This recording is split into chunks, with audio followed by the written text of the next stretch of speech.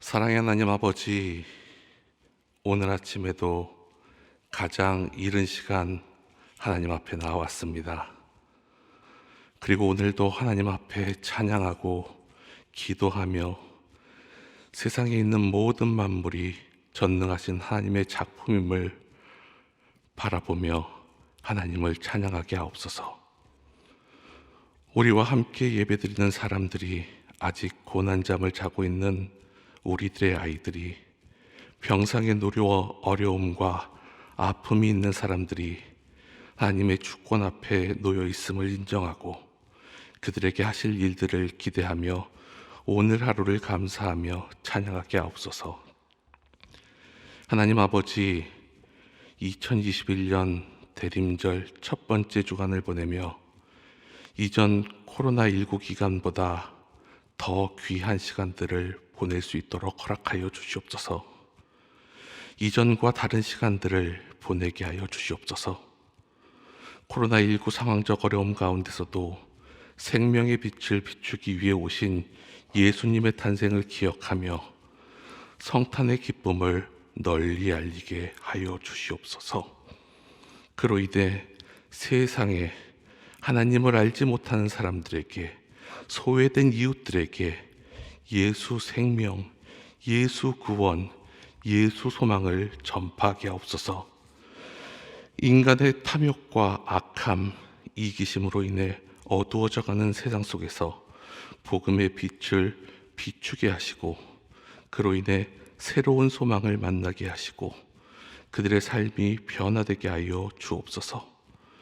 또한 외적 어려움을 겪고 있는 이웃들의 형편을 살피시며 우리의 마음과 손을 펼쳐 사랑을 나누게 하여 주옵소서. 주님의 사랑의 행함과 진실함을 우리의 모습 가운데 나타나게 하여 주시옵소서. 역사를 주관하시는 전능하신 하나님 아버지, 우리나라를 위해 기도합니다. 우리나라를 불쌍히 여겨 주옵소서. 요즘 뉴스에서 들리는 정치 현실을 보면 코로나19보다 더 심각하고 참 마음이 아픕니다. 우리의 모습을 뒤돌아보며 잘못을 인정하고 자신의 찔림을 고백하며 회개하게 하여 주시옵소서. 그리고 진실한 새로운 출발을 통해 국민을 섬기는 위정자들 될 수 있도록 하나님 역사하여 주시옵소서. 하나님을 두려워하는 정치하게 하여 주시옵소서. 이 나라를 불쌍히 여겨주시고 회복시켜 주시옵소서. 주님의 길로 인도하여 주시옵소서. 우리의 연약함을 아시고 치료하시는 하나님, 우리 가정 가운데 아픈 가족과 교우의 환우들을 치료하여 주시옵소서. 코로나로 인해 치료센터에 들어가 계신 분들과 재택에서 치료받는 분들을 고쳐주시옵소서. 속히 나음을 입어 가족의 품으로 돌아가게 하시고 완쾌된 그 모습으로 우리와 함께 하나님을 예배하게 하옵소서. 또한 각기 다른 원인으로 아파하는 우리의 이웃들을 낫게 하여 주시옵소서.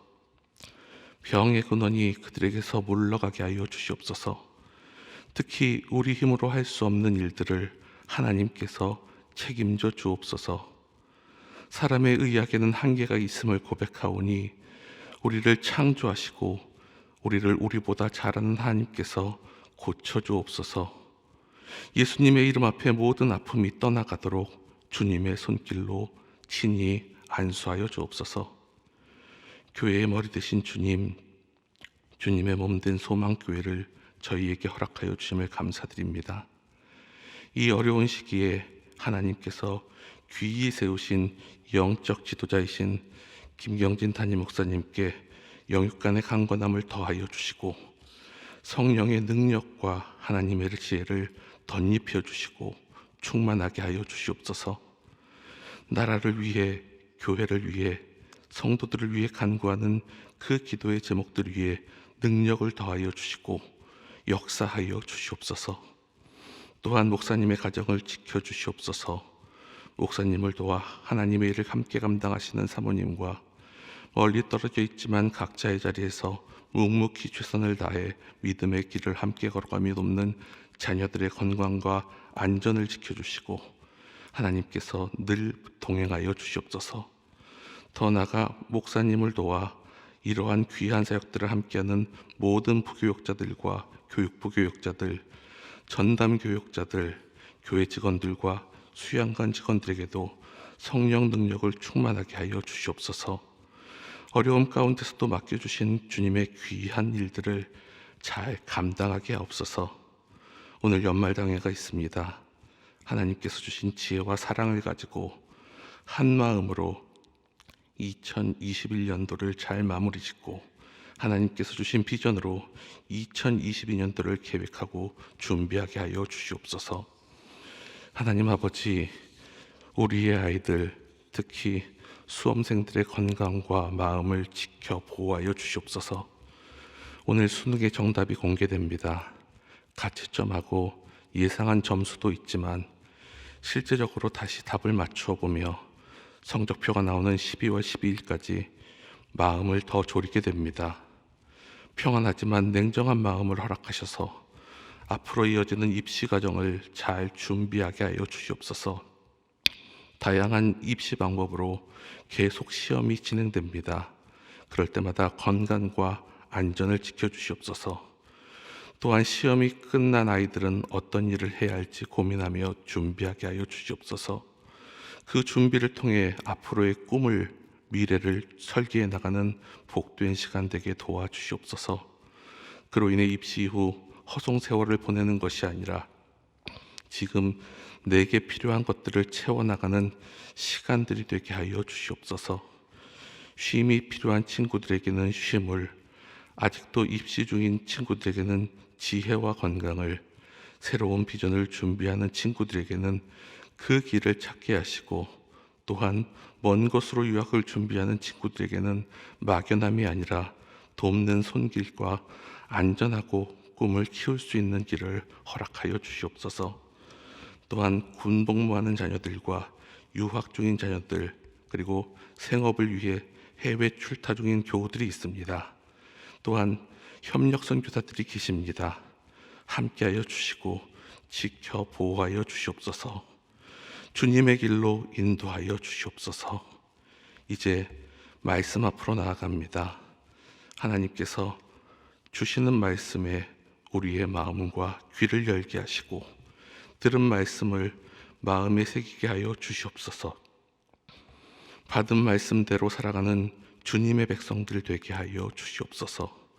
언제나 우리와 함께 계시는 예수님의 이름으로 기도하옵나이다. 아멘. 이 시간 우리에게 주시는 하나님의 말씀은 잠언 10장 1절에서 21절까지의 말씀입니다.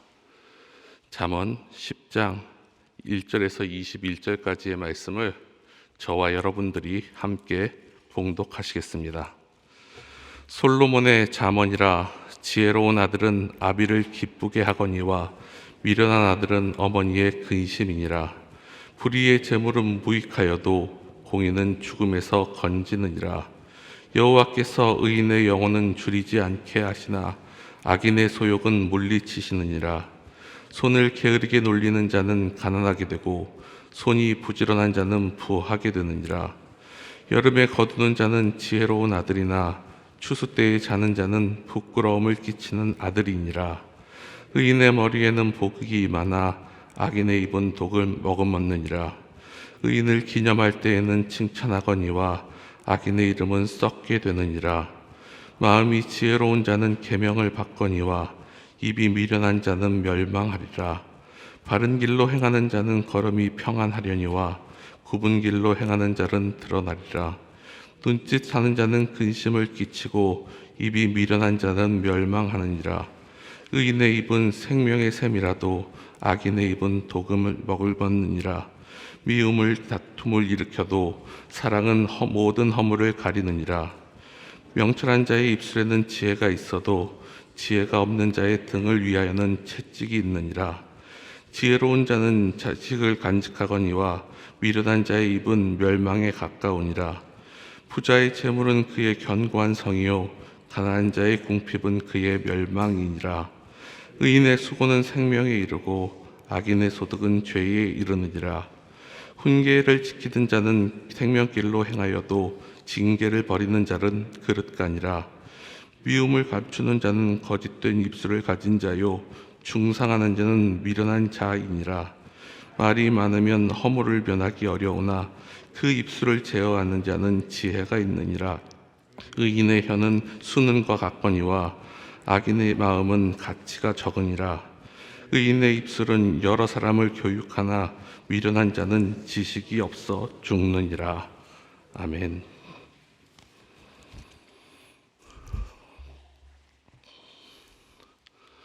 오늘 본문 말씀인 잠언 10장은 다시 솔로몬의 잠언이라 라는 말이 등장함을 통해서 새로운 내용이 시작됨을 우리에게 알려줍니다. 앞선 시간들 가운데서 여러 목사님들과 함께 나누었던 1장에서 9장까지의 말씀들이 소위 젊은이들을 위한 잠언이라는 별칭을 가지고 있다면 이를 통하여 그가 강조했던 말씀들은 삶의 원리에 대해서 중점적으로 이야기하고 있습니다. 그리고 오늘 본문은 그러한 교훈들을 삶의 현장에서 내가 살면서 어떻게 적용할 건지를 조금 더 강조해 주는 내용으로 전개되는 10장부터 31장의 말씀 가운데 처음 부분이라고 말할 수 있습니다.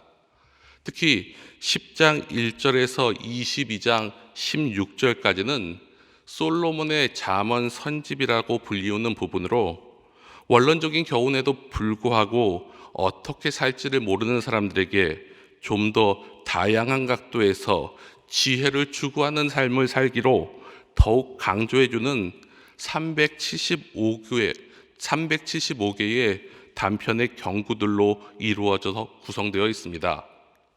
특히 10장에서 15장에 제서된 184개의 경구들은 서로 대조와 반의대꾸법을 사용해서 의인과 악인의 모습, 지혜자와 미련한 자의 모습을 대조시켜서 그들의 각각의 모습과 그들의 운명을 비교 반복함을 통하여 우리가 나아갈 길을 이야기합니다. 이러한 반복과 열거 방식은 고대 지혜 문학 중의 특징 중에 하나입니다. 악인과 의인의 전반적인 삶의 모습을 살펴보면서 그들의 생활 가운데 나타나는 태도, 그리고 그들이 생활했던 모습에 대한 결과를 통해서 자신의 모습을 자연스럽게 뒤돌아보게 하면서 그들의 모습이 생명길로 가고 있는지 아니면 잘못된 길로 가고 있는지를 스스로 깨닫게 합니다. 그리고 그것을 통하여 지혜를 추구하는 삶으로 결단하며 나아갈 것을 이야기하는 것이 바로 이 잠언의 특징입니다. 우리가 함께 읽은 10장 1절에서 21절 말씀에도 이러한 특징이 잘 나타나고 있는데 모두 19번의 서로 상반되는 내용들에 대한 비교가 나옵니다. 그 비교 대상을 살펴보면 다음과 같습니다.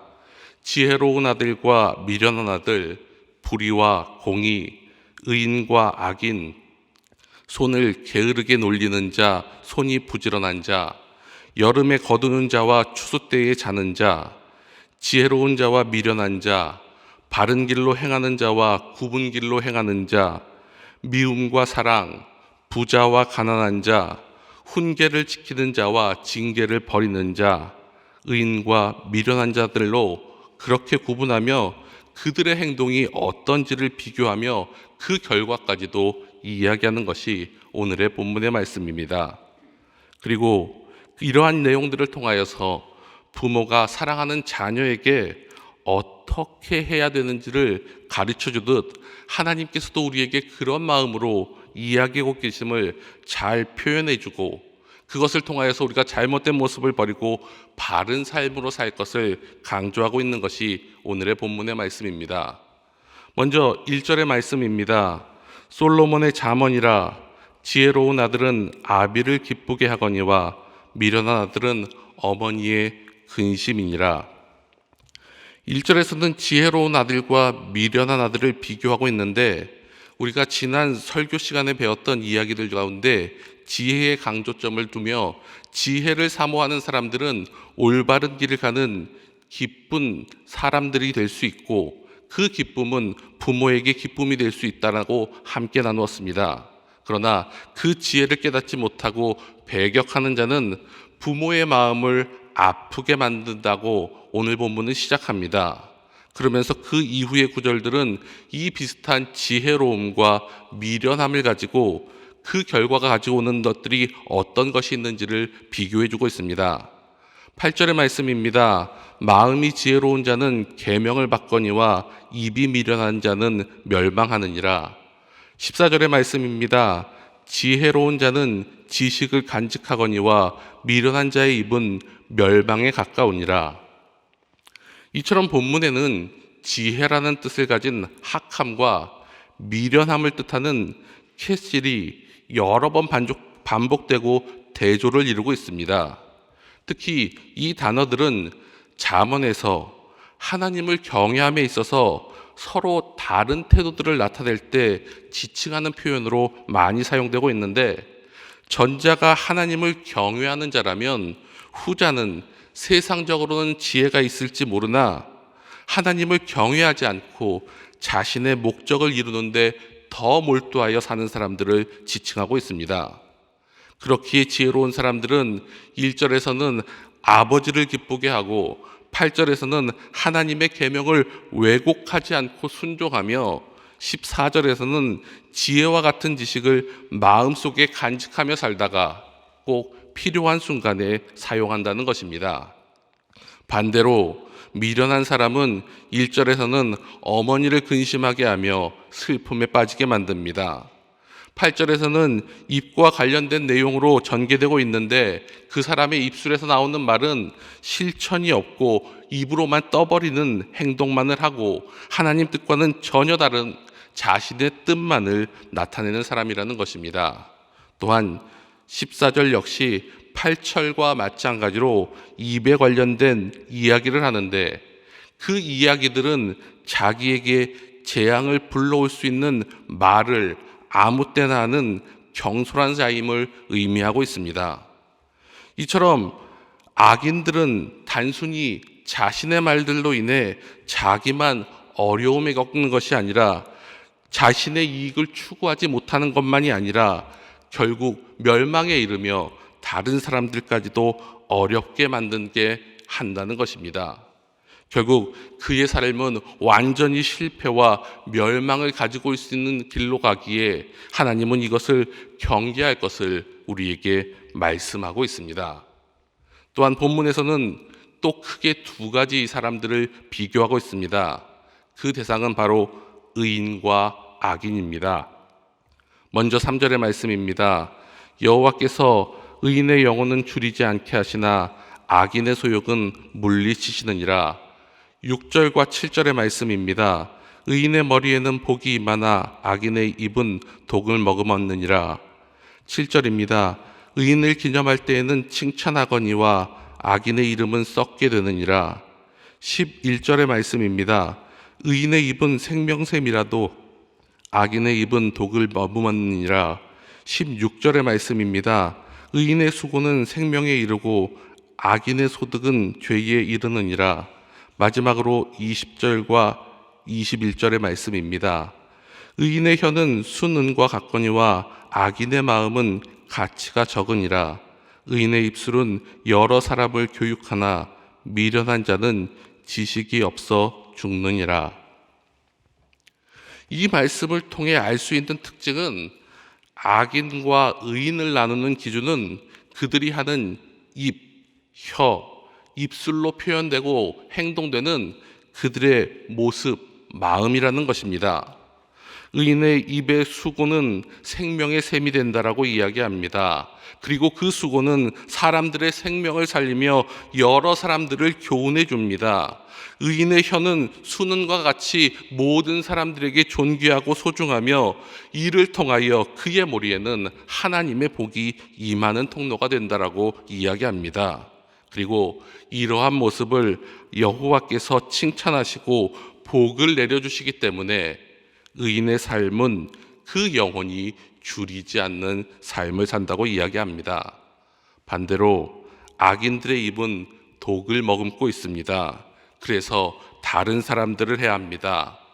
그러한 그들의 모습은 죄악된 모습이기에 그들의 가치는 적을 뿐 아니라 그들의 잘못된 소욕으로 얻은 모든 것들은 하나님이 거두어 가시겠다고 말씀하십니다.